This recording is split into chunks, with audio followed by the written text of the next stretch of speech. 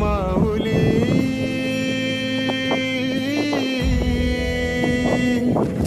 गुरु स्पर्श दूर करी दुःखाची सावली गुरु भेटीसाठी झाली जीवाची काहिली भक्त तुझा गुरुदेवा पुरता अटला भेटला विठ्ठल माझा आपण कोण? स्वामींचा दास.